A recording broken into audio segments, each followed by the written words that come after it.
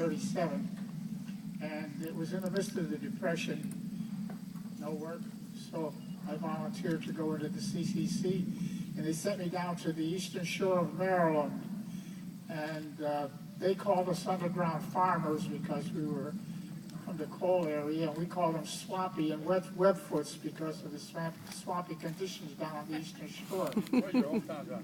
My hometown was Troop, PA. Okay, I know it. Yeah. Troop. Okay. Right now, I live up in Montrose, which is up in Susquehanna County. When I went into the CCC, I was a skinny little guy, and I remember the first day we went out into the woods because it was a forestry camp in Snow Hill, Maryland, and the forester handed me an axe, and after he saw me swing it once or twice, he took it away from me. I don't know why, but he did. And I found that I was a little too light for the heavy work, and I was too heavy for light work, so I wound up running the canteen, and I learned a lot there because I learned how to take inventory and how to run a little store.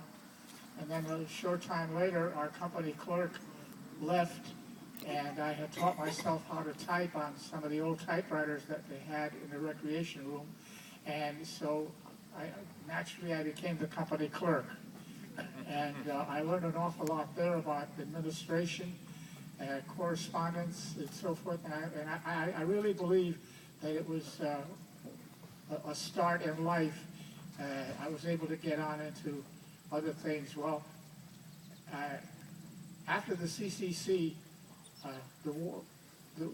things began to heat up in Europe.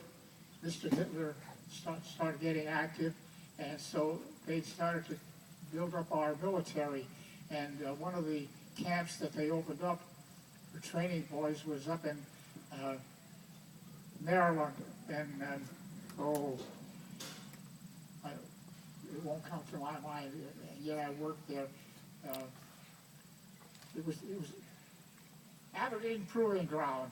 It takes a little time, but the computer finally kicks in. Aberdeen Proving Ground, and a group of us left the camp, and we went up there and worked in the post exchanges up there because the camp was big, and they had post exchanges all over the place for the military.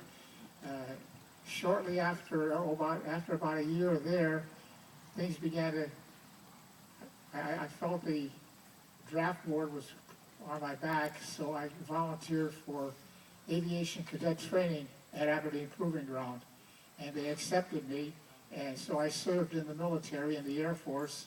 I wound up being a radio operator, and although I spent 31 months in the military during World War II, I was lucky or unlucky, depending on the way you want to look at it, because I never went overseas. All of my time was spent in the United States. And the nearest thing to combat that ever happened to me was we flew training missions out of Yuma, Arizona in B-25s. That was a twin-engine light bomber. And they needed a radio operator and a flight engineer, what they call a flight engineer. And so that was my position on the aircraft.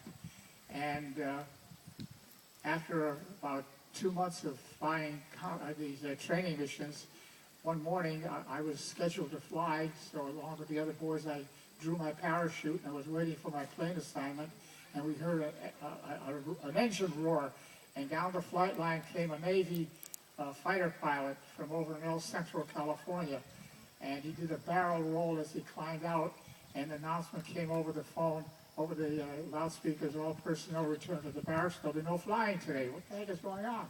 So when we got to the barracks, everybody was screaming and hollering, hey, hey, hey, the war's over, they blew Japan out of the water.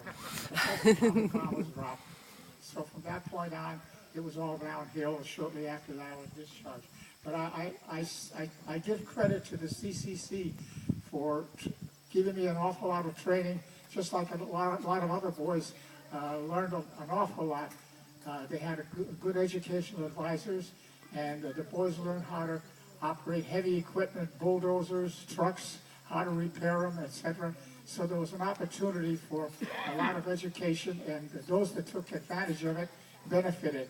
Those that didn't, like in any other situation, just lost out. That's about it, unless somebody has a question or two.